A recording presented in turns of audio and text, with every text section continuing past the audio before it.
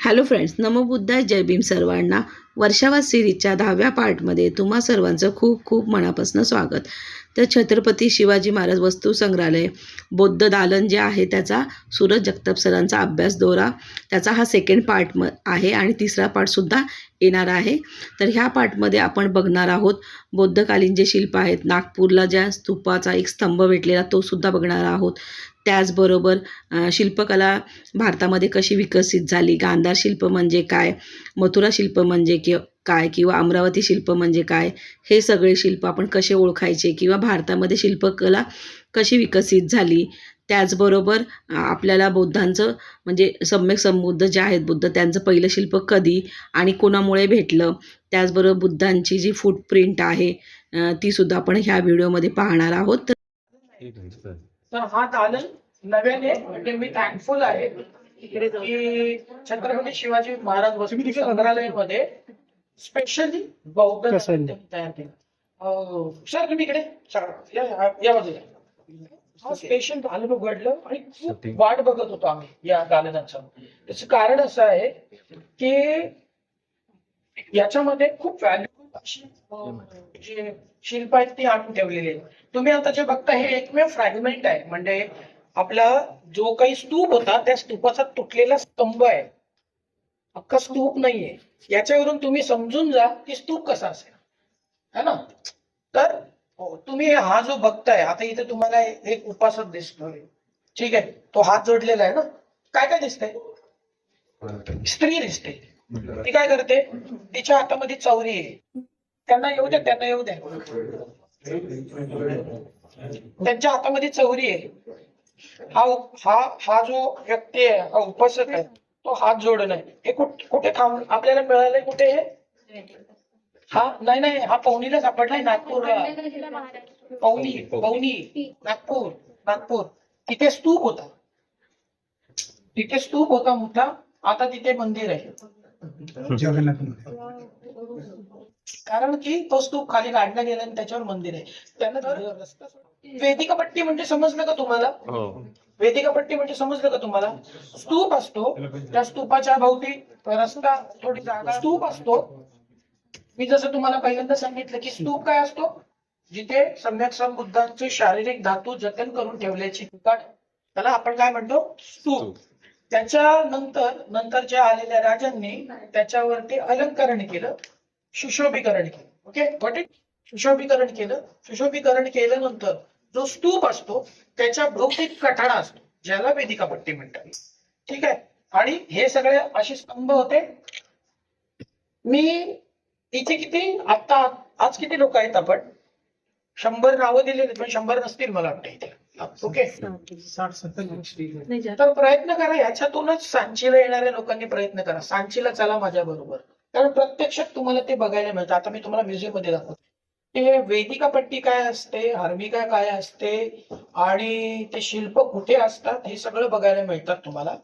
तर इथे बुद्धांचं आता ह्युमन फिगर नाहीये, बुद्धांचं फिगर नाहीये. तर बुद्ध हे पूर्णपणे सिम्बॉलिक वेने आपल्याला दाखवलं जातं. सिम्बॉलिक वे कोणते? तर स्तूप जो बोलतो तो आपण, हा तो तुम्हाला स्तूप दिसतोय. ही हर्मिकीची पेटी आहे. वर काय एकदम दिसतंय तुम्हाला? हिला आपण काय म्हणतो? छत्रावली म्हणतो. ही काय आहे? त्रिरत्ने. हे काय आहे? तर झालेली आहे, डेकोरेशन केलेलं. हे स्तूप आहे, हे बुद्धांचं रिप्रेझेंटेशन आहे, ह्युमन फिगर यायच्या आधी. ठीक आहे. आता सम्यक संबुद्धांनी कुठं ज्ञान प्राप्त केलं? बोधिवृक्षाखाली. ते बोधिवृक्षाचं रिप्रेझेंटेशन आहे इथे. आता हे कसं कळतं मला, की मी कसं सांगू शकतो की तुम्हाला हे बुद्धांचं कशामुळे? सांगा. हा झाड आहे, हा बोधिवृक्ष आहे. पण सगळेच बोधिवृक्ष म्हणजे बुद्धांनी ते बोधिवृक्ष कसं आपण ओळखू शकतो? त्याला पॅरासोल असतो, म्हणजे छत्रावली असते. तुम्ही जेव्हा छत्रावली दिसेल तुम्हाला, तेव्हा समजून जायचं की बुद्धांचा अंक आहे. आणि याला ती वेदिकापट्टी जी म्हणतो ती वेदिकापट्टी आहे, म्हणजे हा कठाडा किंवा कुंपण. आणि त्याला वंदन करणारे कोण दिसतात तुम्हाला? उपासक दिसतात. आणि हा कोण दिसतोय? तर हा यक्ष आहे. ठीक आहे. आणि बाकीच्या गोष्टी. तर याच्यानंतर शिल्पकला खूप बहरत गेली, त्याच्यामुळे तुम्हाला आता हा उपासक हात जोडून असा दिसत नाही, तर तो असा दिसतोय. तो एका बाजूला दिसतोय. त्याचं रिझन असं आहे की जे डायमेन्शन आहे ना, त्याला डायमेन्शन कळायला वेळ गेला. 3D. तर 3D डायमेन्शन जो आहे ना, तर ते कळायला वेळ गेला आणि त्याच्यामुळे आपल्याला ही तिथली लोकल शिल्पकला होती. अगदी सुरुवातीची. अगदी अगदी एकदम सुरुवातीच्या काळातली. तर आपण लोकल शिल्पकला होती तिथली स्थानिक, ओके, पवनीची. तर अशी तुम्हाला स्तूपांच्या इथे विकसित झालेली शिल्पकला आपल्याला बघायला मिळते. पण सुरुवातीच्या काळामध्ये म्हणजे स्टार्टिंगला सम्यक संबुद्धांचं महापरिनिर्वाण झालं आणि त्याच्यानंतरची शिल्पकला इंट्रोड्यूस झाली आपल्याकडे. ती कोणती कोणती होती? तर सुरुवातीच्या काळामध्ये ज्याच्यामध्ये आपल्याला सम्यक संबुद्धांचं रिप्रेझेंटेशन दिसलं ते म्हणजे गांधार शिल्पकला, मथुरा आणि अमरावती. आता गांधार शिल्पकला, मथुरा आणि अमरावती शिल्पकलेचं फ्रॅगमेंट सुरुवातीलाच ठेवलेलं होतं. कोणी सांगितलं मला? कोण बघा? बघितलं मी सांगितलं इथे पण आहे. हे बघा, हे बघा बाजूला. फटाक सांगता कसं येतं की अमरावती शिल्पकला आहे किंवा अमरावती शैली आहे, हे कसं कळतं? तुम्ही जर बघितला, तो दगड बघितला तर तो दगड कसा आहे? पांढरा आहे. White. हा दगड कसा आहे? लालसर आहे. लालसर. ओके. तर त्या भूभागामध्ये मिळालेलं जे काही शिल्प म्हणजे दगड होतं त्याच्यातून तयार केलेले ते हे होते आणि त्यांची एक स्टाईल होती. ओके. तर त्याप्रमाणे आपल्याला कळतं की गांधार शिल्पकला, मथुरा शिल्पकला आणि अमरावती शिल्पकला हे 3 महत्वाची शिल्पकला होती. आता गांधार शिल्पकला बघायला आपल्याला कुठे जायला लागेल? अफगाणिस्तान. मी लिहिलं होतं गांधार शिल्पकला बघायची असेल आज तर आपल्याला अफगाणिस्तान आणि पाकिस्तान मध्ये जावं लागेल. मग गांधारची शिल्पकला आज जर आपल्याला बघायची असेल तर आज आपण पाहू शकतो. कुठे पाहू शकतो? मी आता चाललोय तिथे. मी नेलं होतं ना तुम्हाला साहेब? मथुरा. नाही, तुम्हाला आता ती जी सुरुवातीच्या काळातल्या त्या शिल्पकलेचा प्रभाव असलेलं आणि ते रिप्रेझेंटेशन बुद्धा ते जर बघायचं असेल तर तुम्हाला सन्नतीला जावं लागतं. सन्नती कुठे आहे? तर कर्नाटकमध्ये. ती जी शिल्प फॉर्म आहे बुद्धांचं रिप्रेझेंटेशनचं, तर आज आपण अफगाणिस्तानला जाऊ शकतो का स्तूपांवरती? तसंच स्तूपाचं सुशोभीकरण करताना ही सगळी शिल्प सापडलेली आहेत. ही जी तुम्ही शिल्प बघताय काय आहे ते? पुढे सांगा काय आहे?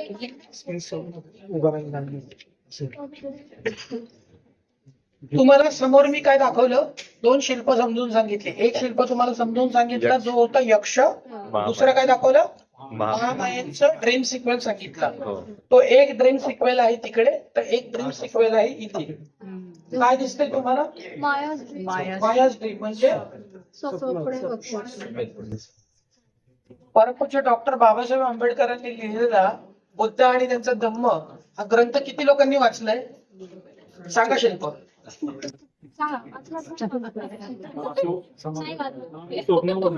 हे बाबासाहेबांनी समजून सांगितलं आणि मी त्याच्यात आणू शकतो. मी शिल्पातून समजून सांगते काय आहे. ही शिल्पकला कोणती आहे? तर ज्या 3 शिल्पकलेंची मी नावं सांगितली, कोणती कोणती? गांधार, मथुरा, अमरावती. ही शिल्पकला कोणती आहे? तर 100% ही गांधार शिल्पकला. आता मी कसं सांगू शकतो इथे लिहिले का गांधार शिल्पकला आहे? पण मग मी कसं काय सांगतो? नाही, त्यांचे कपडे जे आहेत ती ड्रेपरी आहे ना, तुम्ही जे बघाल प्रेझेंटेशन आहे, केवढं छोटं पॅनल आहे, पण त्या छोट्या पॅनल मध्ये त्यांनी सगळं मांडलेलं आहे. काय मांडलंय? उजव्या बाजूला एक व्यक्ती आहे जो अगदी छान पद्धतीने पोज देऊन उभा आहे. उजव्याकडचा माणूस दिसतोय? व्हॉट एव्हर एक ह्युमन फिगर आहे, ती अतिशय छान उभी आहे. पण अंगावरचे जे कपडे आहेत ते मात्र भारतीय नाही, इंडियन नाही. तर तुम्ही जेव्हा कधी तुम्हाला जर शिल्पकला बघायची झालीच तर तुम्हाला हे बारकावे समजून घ्यायला पाहिजे. कसं ओळखायचं? तर हा जो दगड आहे तो हा काळसट दगड आहे. आपण काय बघितलं आता? आपला इंडियन स्टोन तर रेड होता, तो काय बघितला? व्हाईट आहे. ओके. इथे कोणता रंग दिसतोय आपल्याला? सह्याद्री सारखा दगड दिसतोय, पण तो एकदम हायली पॉलिश दिसतोय. त्याचं कारण आहे की हा भारतातला दगड नाही, इंडियन दगड नाही. तर इंडो ग्रीक फॉर्म मध्ये पहिल्यांदा बुद्धांच्या जीवनावरती शिल्प निर्माण झाली. जिला इंडो ग्रीक तिलाच आपण काय म्हणतो? गांधार शिल्पकला. नेरेशन म्हणजे स्टोरी जी आहे ती इंडियन होती, बाकी कला आर्ट फॉर्म जो होता तो ग्रीकन होता. या कोलॅबरेशन मधून आपल्याला मिळालेलं हे सगळं होते. तर कोणतं आहे तुम्हाला हे जर हे खूप छान नरेशन आहे, तुम्ही जर नीट बारकाईने बघितलं तर ती कोण झोपली आहे? छान कापड असं गडा पडलेलं आहे, त्यांच्या अंगावरचं कापड आहे ते एका कूस बदलून आहे. कुठल्या कुशीवर आहे? डाव्या कुशीवर वळलेले आहेत. आणि काय आहेत? 4 व्यक्ती आहेत, 2 स्त्री आहेत चारी पण. ओके ओके हा हा ते ड्रीम सिक्वेन्स मध्ये काय आहे सिम्बलाइज करतो. तो सम्यक संबुद्धांचं जन्माच्या वेळेला सुमेध बोधिसत्व जे आहे ते हत्तीच्या रूपाने त्यांच्या उजव्या कुशीत शिरतायत असं ते रिप्रेझेंटेशन आहे. दिसतंय? त्याला हॉलो दाखवलाय, प्रवज्य आपलं सॉरी काय दाखवलं त्याला? आभा दाखवले. महामाया झोपलेले आहेत आणि त्यांच्या उजव्या कुशीमध्ये कोण येते? तर सुमेध बोधिसत्व येत आहेत. ओके, हत्तीच्या स्वरूपात. हा जो मी सांगतोय तुम्हाला हा सिक्वेन्स सगळ्यांनी जाऊन घरी जा, बुद्ध आणि त्यांचा धम्म वाचा. आणि सूरज जगताप सर खोटे बोलतात, खरे बोलतात. ठीक आहे. दुसरा आता काय दिसते तुम्हाला इथे? पुन्हा महामाया दिसते, रेन शिकवायला लागेल. ठीक आहे. पण हे शिल्पकला सगळीच्या सगळी हे सगळं पेंटेड होतं का? आता हे उघडं पडले सगळे, पण हे सगळं पेंटेड होतं. इथे काय कलरचा फॅक्ट आता पण ते आहेत बघा, शिल्लक आहे. ठीक आहे. आता इथे काय दिसते तुम्हाला? महामाया दिसते, झोपली एवढीशी छोटीशी आहे. ओके, तिचा जन्म झालाय. आता हा काय? हा अत्यंत महत्वपूर्ण प्रसंग आहे. कोणता? हा कोणता प्रसंग आहे? आता ते जी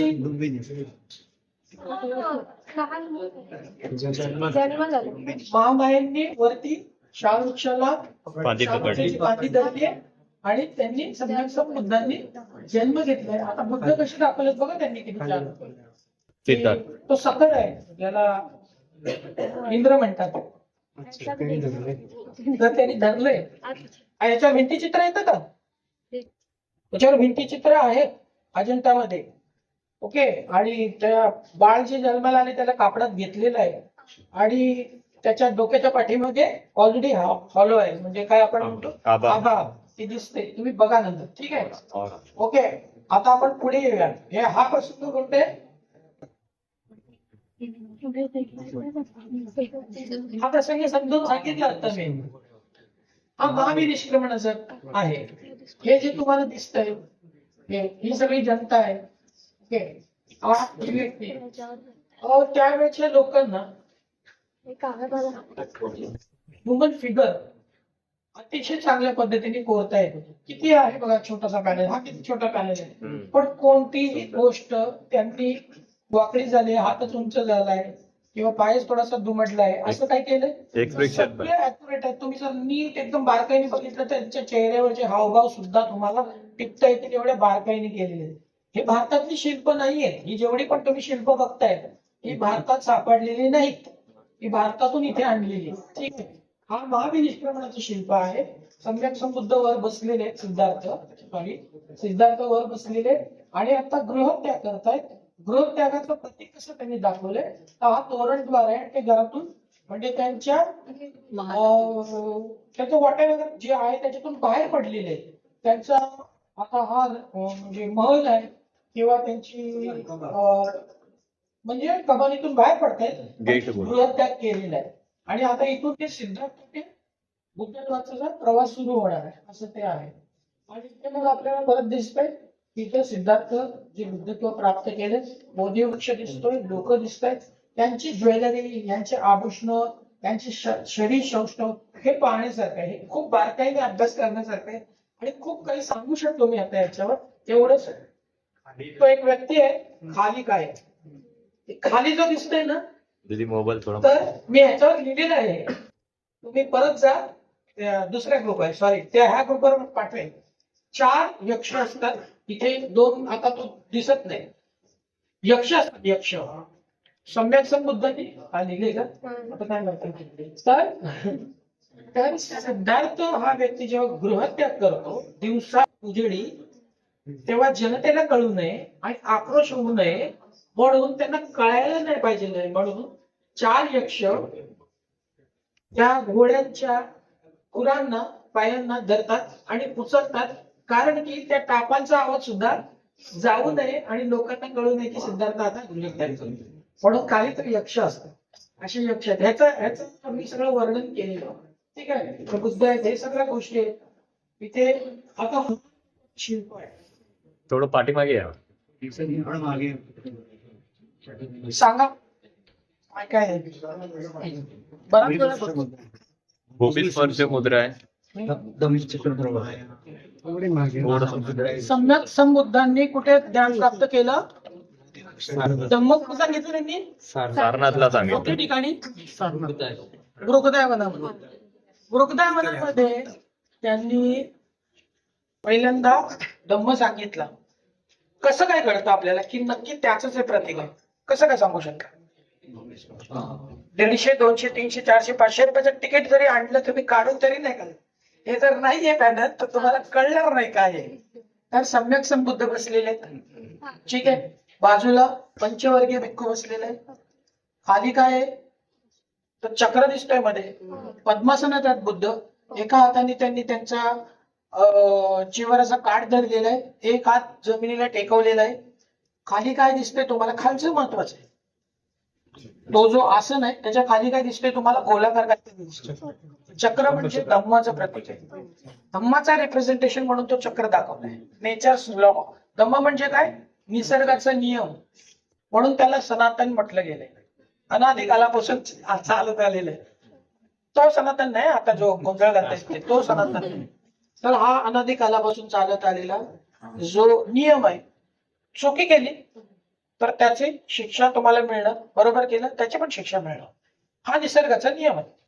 दगडाला लात मारली तर तुम्हाला इजाच होणार आहे, रक्तबंबाळ होणारच आहे. हा निसर्गाचा नियम आहे. तोच पद्धती सांगितलेला आहे. सोपं आहे, पट समजला तर सम्यक संबुद्ध आहेत, बसले. खाली तो धम्म आहे आणि त्यांनी मृगदाय वनामध्ये सांगितलेलं आहे. कुठे? मृगदाय वन. मृगदायाचं प्रतीक म्हणून किंवा ती कृतज्ञता म्हणून तिथे मृग म्हणजे काय? हरणी होती, म्हणून ते खाली हरणी दाखवले. एक प्रतीक होतं जे आता तुटले, तिथे नाही दिसत तुम्हाला. त्याच्या खाली 2 हरणी आहेत. वर तुम्हाला तो धम्मचक्र दिसतोय, पण तो धम्मचक्र कशावर आहे? तर ते खालचं जे प्रतीक जे तुटलेलं आहे आता तुम्हाला दिसत नाही, ते त्रिरत्नाचं प्रतीक आहे, जो नंतरच्या काळात त्रिशूळ झालाय. ठीक आहे, तर इथे बरेचसे प्रसंग आहेत. हे शिल्प पण महत्वाचं आहे. सगळे शिल्प महत्वाचे. ते सगळं बरंच काही सांगू शकतो आपण. तर हे सापडलेलं फ्रॅगमेंटेशन म्हणजे हे एवढंच नाहीये. अख्खं हे म्युझियम आहे ना, भरेल एवढी बौद्धांची शिल्पकला आहे. कारण इंट्रोड्यूसच त्यांनी केलेलं. पण आता बुद्धिझमला राजश्री नसल्या कारणाने या सगळ्या गोष्टी झालेल्या आहेत. तर म्हणून जागृती व्हावी, म्हणून लोकांना कळावं म्हणून आपण या सगळ्या गोष्टी फटाटप करतो. इथे मध्येच कुठतरी पॅनल आहे, तर तुम्ही या, मी तुम्हाला दाखवतो. हे महत्वाचं शिल्प हे आहे.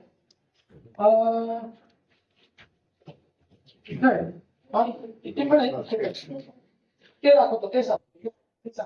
पुरुष या बाजूला, स्त्रिया या बाजूला. सम्यक संबुद्धांना आपण जेव्हा आपल्याकडे बुद्ध प्रतीक नव्हती, म्हणजे जसं आपण तो ह्युमन फिगर बघितलं बुद्धांचं, ते जेव्हा नव्हतं तेव्हा आपण सगळेजण बुद्धांना प्रतीकांच्या माध्यमातून पूजन करत होतो. ओके, हे सम्यक संबुद्धांच्या काळामध्ये बुद्धांचं मानवीय रूपातलं शिल्प निर्माण केलेलं होतं त्यांच्या समकालीन असलेले अजातशत्रू यांनी, आणि ते होतं लाकडाचं. पण सम्यक संबुद्धांनी ते जाळायला सांगितलं, ते नष्ट करायला सांगितलं. त्याचं रिझन असं होतं कारण सम्यक संबुद्धांना त्यांची पूजा नको पाहिजे होती. म्हणजे त्यांच्या फिलॉसॉफीमध्ये ते तत्व स्वीकारा, त्यांना नाही, त्यांच्या तत्वांना स्वीकारा. म्हणून त्यांनी काय सांगितलेलं की माझं जे पूजन आहे, पूजण्यासाठी त्यांची मूर्ती तयार केलेली नव्हती. अजातशत्रूच्या म्हणजे सम्यक संबुद्धांच्या काळामध्ये जी काही त्यांची पहिली शिल्प तयार झालं, ते शिल्प त्यांचं पूजन करण्यासाठी नव्हतं, तर अजातशत्रूंनी त्यांचे जे शिल्प तयार केलेलं होतं ते एवढ्याच करता तयार केलेलं होतं की त्यांचा जो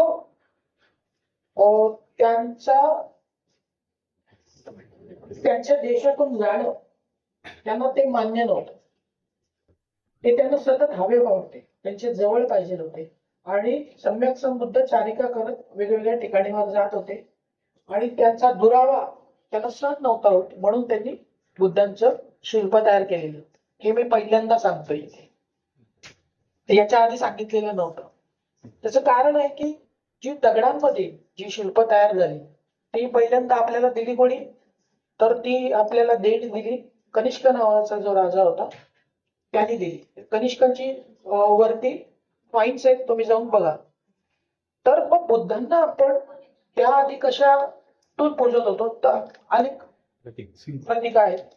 तर ती गाथा आहे, आपण म्हणतोच फक्त गाथा, समजून नाही घेत. कोणती गाथा? वंद गंध गुणव पेतो बुद्ध पूजा ओजयामी मुनिंदस्स. श्रीलंकेमध्ये गेलात तर तुम्हाला याला खूप व्हॅल्यू आहे त्यांच्याकडे. श्रीलंकेमध्ये आपण हे विसरलो. सिरीपाद म्हणतात त्याला. सिरी सर्वश्रेष्ठ व्यक्ती असतो त्याला सिरी म्हणतात. पाद म्हणजे त्याचे पाय. सरळ होय म्हणजे वंदन करतो. तर बुद्धांच्या पायांना वंदन करणे हे खूप म्हणजे त्याला पवित्र मानलं गेलं, त्याला खूप महत्व प्राप्त झाले आणि त्या अनुषंगाने हे बुद्ध पाद म्हणजे बुद्धांच्या पायाचे प्रतीक म्हणून त्यांनी निर्माण केले. हे ओरिजिनल आहे. काय काय आहे?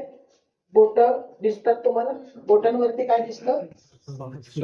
उलटा स्वस्तिक फक्त बौद्धांनी इंट्रोड्यूस केलं भारतात, पण फक्त भारतातच नाही, जगभर आहे. प्युरिटीची साईन म्हणून त्याला स्वीकारलं गेलंय जगामध्ये. आम्ही प्युअर, तो समजायचा ना स्वतःला प्युअर, म्हणजे ही प्युरिटीची साईन म्हणून त्यांनी तो प्रतीक दिलेला आहे. त्याला आपले लोक चार आर्य सत्य पण म्हणतात, पण तो प्युरिटीची साईन म्हणून घेतलंय. हिटलर आपल्या दंडावर तो घेऊन फिरतो, तुम्हाला कंबोडियामध्ये पण बघायला मिळेल. आणि आपले सनातनी तर हजारो वर्षापूर्वीपासून म्हणतात की आम्ही सनातन कालापासून, पण ती सगळी तुम्हाला प्रतीक कुठे बघायला मिळतील? ती सगळी बौद्धांच्या शिल्पकलेवरती बघायला मिळतील. तुम्ही जर त्यांना विचारलं की सनातन अनादी कालापासून आहे तर दाखवा सांगितलं तर ती बौद्धांची वारसास्थळ दाखवते, कारण ते बौद्धांच्या वारसास्थळांवरच आहे. हे स्वीकारलं आपण. म्हणजे जे चांगलं होतं ना ते प्रत्येकजण स्वीकारत होतं. म्हणजे जसं आपण शिल्पकला आपण कोणाकडून स्वीकारली, तर ग्रीकांकडून स्वीकारली. आलं लक्षात? आपल्याकडे मग शिल्पकला नव्हती का? आपल्याकडे शिल्पकला होती, पण ती शिल्पकला वेगळ्या स्थितीतली होती. आपल्याकडची सगळ्यात स्ट्रॉंग शिल्पकला कशावर होती, तर ती टेराकोटावरती होती. टेराकोटा हे माध्यम काय आहे, तर माती असते, तिला मळायची, खूप फाईन मातीला मळून मळून मळून मळून तिला सॉफ्ट करायची, तुम्हाला हवा तो आकार द्यायचा आणि तिला भाजायची, अशी मग ती टणक होते. अशी टेराकोटा शिल्प आपल्याला कशात सापडले? म्हणजे 4-4 हजार वर्षापूर्वी, 5-5 हजार वर्षापूर्वी हे सगळे सापडलेली आहेत आपल्याला. पण मग आपल्याला हे नव्हतं का, ही म्हणजे दगडांवरची जी शिल्पकला आहे ती आपल्याकडे नव्हती का? तर ती आपल्याकडे इमॅच्युअर होती, मॅच्युअर नव्हती. मग ती कुठे आपल्याला सापडतात? Again we have to go to Mohenjodaro, हडप्पामध्ये तुम्हाला ती शिल्प बघायला मिळतात जी दगडावर कोरलेली होती. पण अशा मोठ्या प्रमाणात शिल्पकला आपल्याकडे नव्हती. ती कधी इंट्रोड्यूस झाली, तर मौर्यांच्या काळामध्ये आपल्याला इंट्रोड्यूस झाली. मौर्यांनी माझं जर फेसबुक जर तुम्ही पाहिलं आहे, कुठले जास्त मी लिहिलं आहे, जास्त करून लिहिलेलं आहे पितळखोऱ्यावर.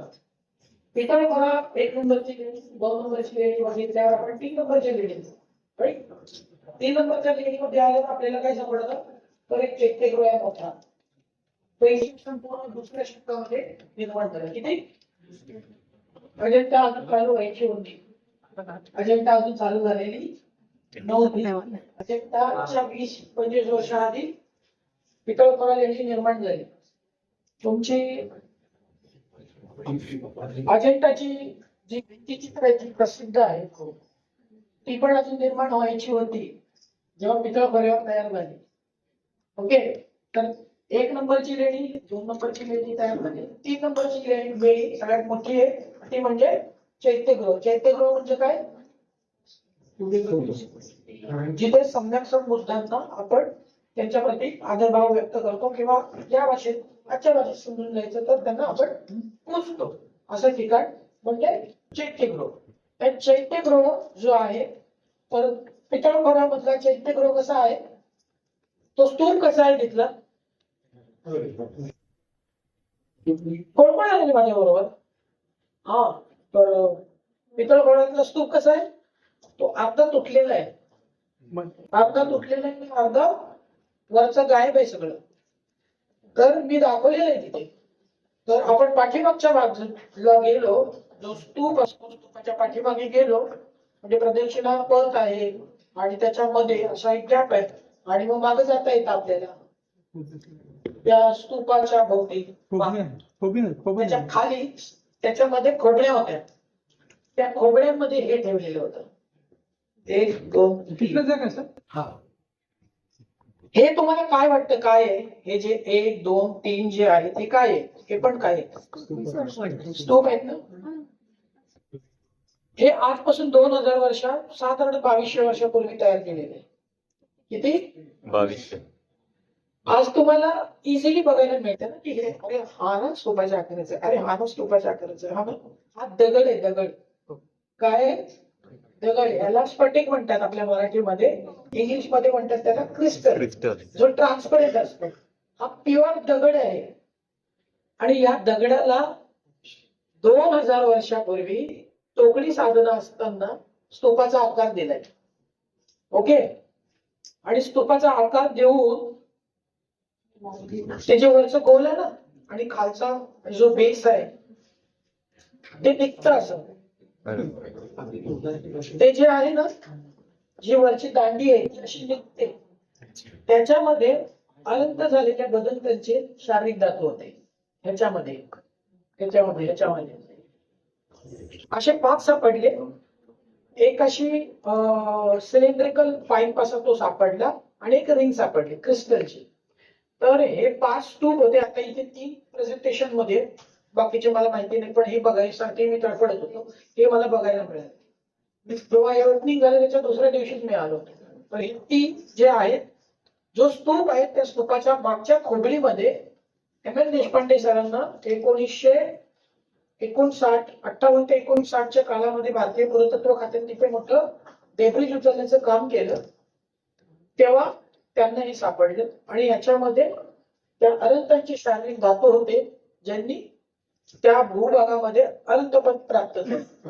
त्यांचे शारीरिक धातू अशा पद्धतीने ठेवले होते. म्हणजे आता हा जो स्तूप आहे असं गोलाकार आहे, त्याच्या पाठीमागच्या बाजूला चांगली अशी खोबडी तयार केलेली होती. त्या खोबडीमध्ये हे ठेवलेलं होतं आणि त्याला मस्त तासून, दगडाला तासून त्याला झाकण लावलेलं होतं. ते कोणाला कळलेलं नव्हतं. म्हणजे त्यांच्याही, म्हणजे अलेक्झांडर कनिंगमच्या आधीही बरेच लोक गेलेले होते. म्हणजे तुम्हाला म्हणजे जेम्स बर्जस आणि जेम्स फर्ग्युसन हे पण जाऊन आलेले होते. त्यांना पण सापडलेलं नव्हतं, पण ते यांना सापडलं आणि हे त्याच्यामध्ये सापडलं. आणि त्या चैत्यगृहाच्या समोरच्या भागामध्ये डेब्रिज होतं पूर्ण माणसाच्या एवढं. म्हणजे आपले सुभाष सर यांच्या एवढे डेब्रिज होतं. एवढा माणूस उभा राहील, त्याच्या खाली हत्ती अख्खी गाडलेली होती. तर ते हत्ती तुम्ही जर पितळखोऱ्याचे फोटोज काढले तर हत्ती दिसतात नाही. तर ते हत्ती अख्खेच्या अख्खे माती खाली गाडलेले होते. आणि ज्यांना पहिल्यांदा हे सापडलं ते होते M.N. Deshpande sir, Mahu Dikshit sir आणि एक होते सुरेश वसंत सर. आता या सुरेश वसंत सर पुरातत्व खात्याचे फोटोग्राफर होते.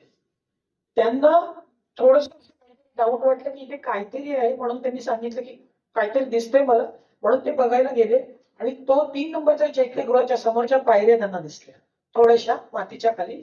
आणि मग तो पूर्ण ती रंजक कथा आहे की त्यांना ते पूर्ण सगळं तो मातीचा ढिगारा उपसा काढायला लागला आणि ते सगळे वरचे फ्रॅगमेंट्स त्यांना तिथे खाली सापडलं, ज्याच्यामध्ये तो संकरिन यक्ष सुद्धा सापडलेला होता. तो संकरिन यक्ष माती खाली दबलेला होता. संकरिन यक्ष तिथे सापडला. त्याच्या खाली बरेच क्रिस्टलचे हे जे आहेत असे दुसरे पण सापडले. जे रिंग सांगतोय ते पण सापडले. अनेक काचेच्या वस्तू, तांब्याच्या वस्तू त्याच्या खाली त्यांना सापडल्या. ह्या सगळ्या अनंत झालेले. अनंत कोण माहितीये ना? अनंत कोणाला म्हणतात? बुद्धिझम मध्ये अवस्था आहे. डिग्री नाही अशा हाताने डिग्री, अवस्था आहे ती मानसिक गाठायची असते. तर सुरुवातीला माणूस आपण जेव्हा बुद्धिझम मध्ये प्रॅक्टिस करतो त्याला स्तोतापन्न म्हणतात. स्तोतापन्न, सकुतगामी, अनागामी आणि अनंत. अनंत व्यक्ती तो असतो जो दुःखमुक्त झालेला आहे, सगळ्या तृष्णा संपलेल्या आहे आणि आता त्याच्या डिझायर्स काही नाही, आता तो जन्माला पुन्हा येणार नाही. पुनर्जन्म आपल्याकडे पुनर्जन्म आहे, पुनर्भव आहे. पुनर्भव नाही. तर पुनर्भवाचे कन्सेप्ट वेगळे आहेत आपले आणि ते इतरांचे वेगळे आहेत. तर तो आता परत जन्माला येणाऱ्या अशा अनंतांचे शारीरिक धातू जतन करून त्यावर स्तूप करून पूजन करण्याची प्रथा आपल्याकडे होती श्रमण परंपरेमध्ये. आणि अशा अनंतांचे अनेक स्तूप आपण दाखवले. कुठे? कानेरीला. कानेरी. कोण कोण आलेलं त्या भागात? निर्वाण विटी. निर्वाण विठीला. तर त्या निर्वाण विठीला अनेक स्तूप होते. मी ती बाजू दाखवली कानेरीची की जिथे कोणी जात नाही, बिबटेच जातात फक्त, तर ती बाजू दाखवली. तर मी तुम्हाला म्हणजे तुम्हाला पण हॅट्स ऑफ आहे की आम्ही तुम्हाला बनवाबनवी करत करत खाली उतरवतो दरीमध्ये आणि तुम्ही पण आलात आणि ते बघितलं. नाही ते जनरली आम्ही नेत नाही ते, कारण ते खूप रिस्की आहे. ठीक आहे, ही सगळी टाकली जातात आणि ठेवली जातात आणि ती सगळीच्या सगळी नंतरच्या काळामध्ये नंतरच्या लोकांनी लंपास केले, हे फेकून दिले. त्यांच्यासाठी हे व्हॅल्युबल नव्हतं. त्यांच्यासाठी व्हॅल्युबल काय होतं? तर ते सगळे प्रिशियस स्टोन्स आणि सेमी प्रिशियस स्टोन्स त्यांना व्हॅल्युबल होते, त्याच्यामुळे त्यांनी बाकीचे फेकून दिलं. स्तूपांच्या मध्ये सापडलेले कास्केट जे होते ते सापडलेले, हे कास्केट्स आहेत ज्याच्यामध्ये सम्यक बुद्धी किंवा आम्ही ठेवलेली आहे. हे देखील तेच आहे, हे देखील तेच आहे. हे तीन जे आहे हे आपल्याला पितळ करायला सापडेल. ओके, आता आपण त्या कोपऱ्यात हा व्हिडिओ जर तुम्हाला आवडला असेल तर व्हिडिओला लाईक करा आणि जास्तीत जास्त लोकांना शेअर करा, म्हणजे जेणेकरून त्यांनासुद्धा ही माहिती भेटेल. आणि आपला शिवाजी महाराज वस्तुसंग्रहालयामधील बौद्ध दालनच्या अभ्यास दौऱ्याचा 3रा पाठ बुधवारी येणार आहे, तर तो सुद्धा पाहायला विसरू नका. तो सुद्धा खूप इंटरेस्टिंग असणार आहे. चला भेटूया पुढच्या व्हिडिओमध्ये. तोपर्यंत बाय सर्वांना.